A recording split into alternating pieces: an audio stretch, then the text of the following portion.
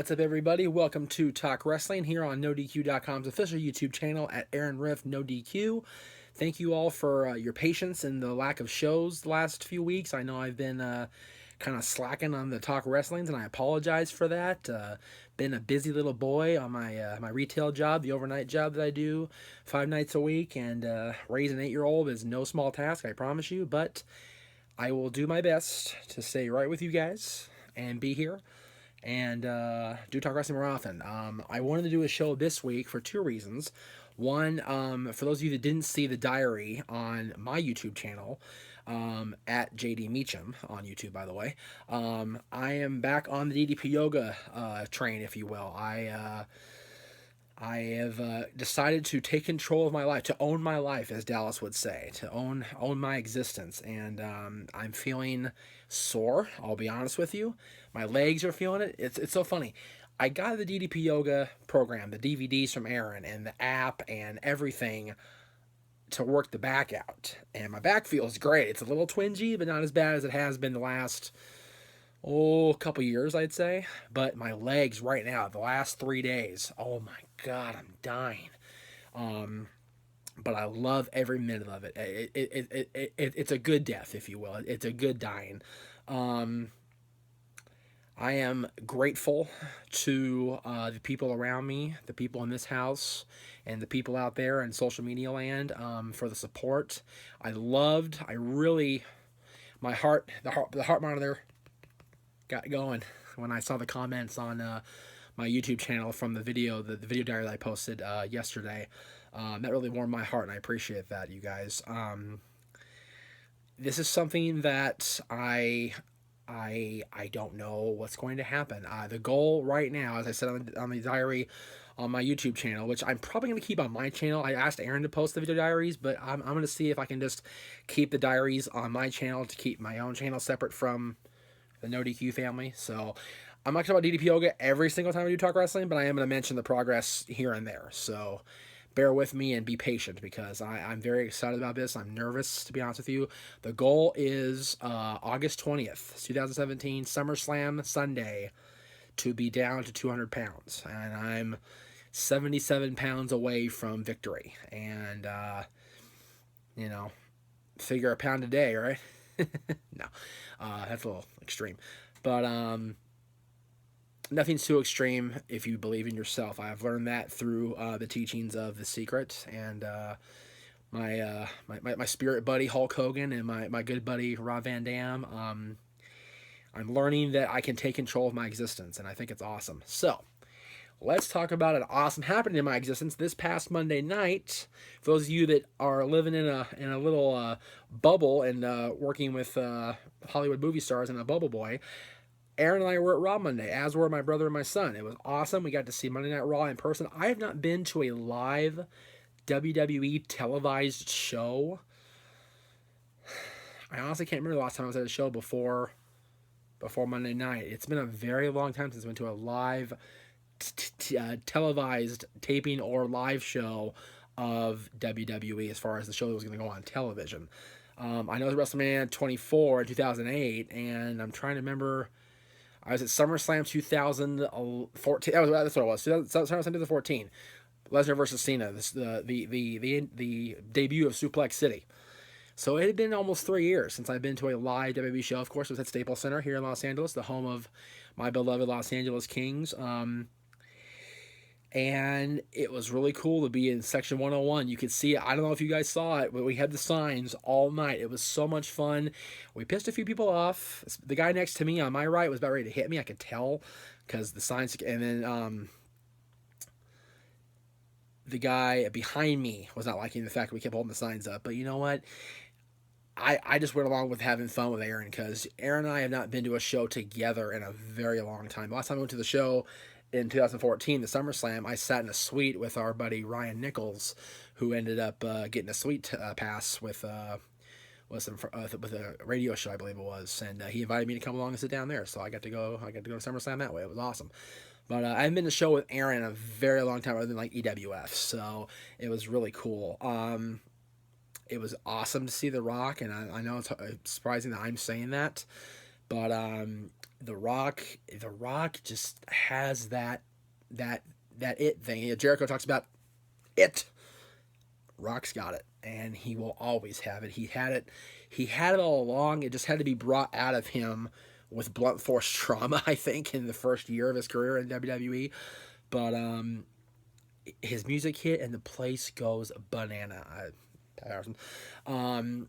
And they love him, and I found myself loving him too. And I didn't want to when he first came back in 2011 because I was still mad at him for the way he had kind of abandoned the business and kind of turned his back on everything. But see, I was there in 2008 when he made his grand return for the first time after being away for what had been 4 years at that time, to induct his father and grandfather in the WWE Hall of Fame. I was in the Amway Center now, Amway Arena in Orlando, where they're going to have the Hall of Fame and Raw and SmackDown this year for WrestleMania week, I should say. And I found myself annoyed with him then because he just went on and on. So much so that they had Hunter there as a governor to make sure that Ric Flair's the main event of this Hall of Fame, and because Dwayne talked for however long he talked, and improv half the damn thing, we have to rush through Ric Flair's. I thought that was silly. So, but he has turned me around. He has convinced me that he's not that guy. He's not the guy that we hear was. He's not the guy that John Cena the character or John Cena the man claimed he was for so long.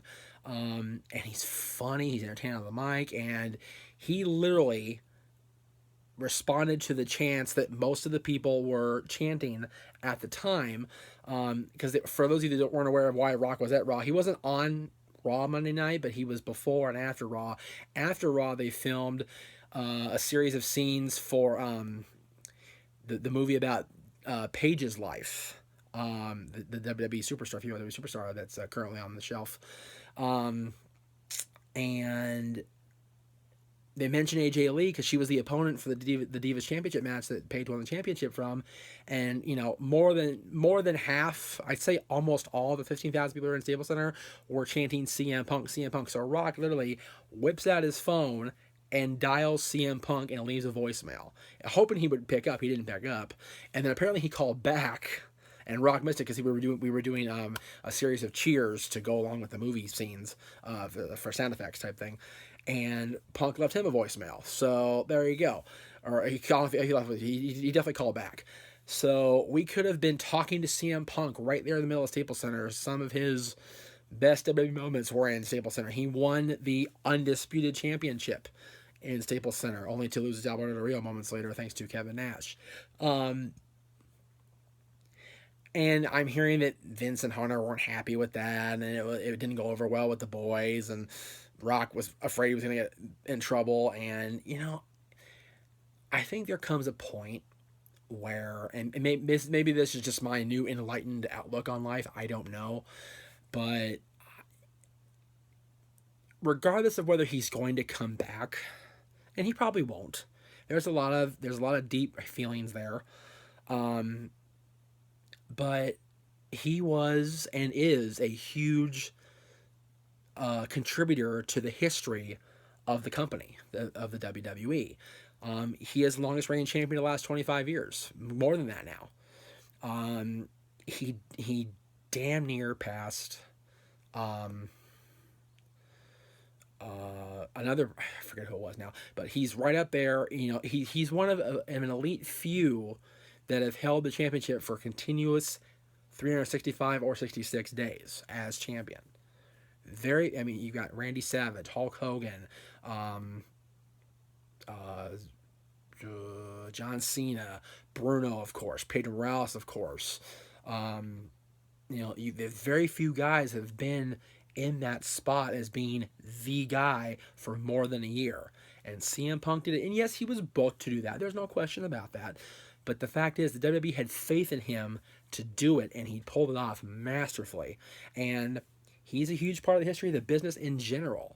Yeah, remember, the summer of Punk and Ring of Honor was something magical that took place in that little bitty, at the time, promotion out there in the Northeast. They captured the imagination of the wrestling world with a single storyline that just evolved and evolved and evolved and evolved, and it turned into something much bigger than it may have been envisioned as. But Punk called it his masterpiece, and my goodness, was it! And the reimagining of that in 2011 was masterful as well. I was in Las Vegas at the Thomas and Mack when Punk cut his pipe bomb promo and shut the company down pretty much, and shut No DQ down. No DQ went offline. The server crashed because then people were like, they couldn't believe what Punk was doing on minute stage in the middle of Thomas and Mack Center. It was unbelievable. So if Rock got in trouble for, ad-libbing with the crowd's response, then that's petty. And I think that's really silly. As far as Raw itself, I think The Rock kind of eclipsed everything we saw in that 3-hour and 15-minute block of Monday Night Raw itself. It was a good show. It wasn't a great show, but it was a good show. I liked Smackdown as well this week. I didn't get to see all of it, but what I did see was awesome.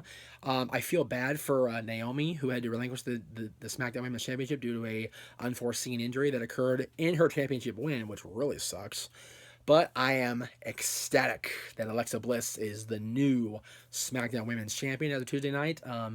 She has regained the gold, and I saw a tweet, and I'm not remembering the name on the Twitter, so I have my phone in front of me, so I can't look at my Twitter right now because my computer's behind the scenes, if you will. But a tweet said, we really want to see Alexa Bliss versus Trish Stratus. And I like that, but I like even more the idea of Alexa Bliss getting so big for her britches that even Mickie James goes, hang on a second. And she faces Alexa Bliss, maybe at WrestleMania or some point close to it.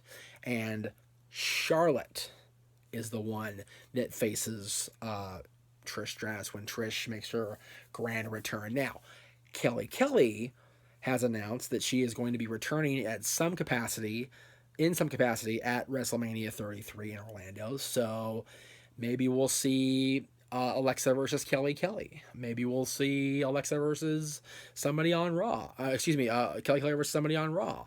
We don't know what's going to happen with the former WWE Divas champion, but it'll be cool to see if she's integrated back in the division. I know people crapped on her when she was champion because she's a Barbie doll. I mean, her name is Barbie, but she progressed so well. I thought personally, and this is coming from a guy who really enjoys the athleticism and the wrestling of women's wrestling. I thought she did very well as champion. I think that if given a chance, she could be a great foil for Alexa or Charlotte or Sasha if she turns heel this coming week, or any one of the girls who is in there right now. Maybe Mickie James herself. It'd be cool to see her get thrown back into the mix, but time will tell. Let's see, I've got about 13 minutes, so I'll go ahead and wrap it up. And thank you guys for watching this week. I know I kind of rambled on and on about different things, but next week I will address your questions. That's you right there. That's you. I will check out my Twitter over the next course of the week at _Jeff Meacham. You can find me on Instagram, same address, at _Jeff Meacham. Tune in to NoDQ.com for the latest coverage of the pay-per-views and everything. Fastlane's coming a week from Sunday. If you want to get a hold of me Sunday, it's the Oscars and it's NASCAR. It's Daytona. You won't see me on Sunday. We will see you guys, however, next week on Talk Wrestling.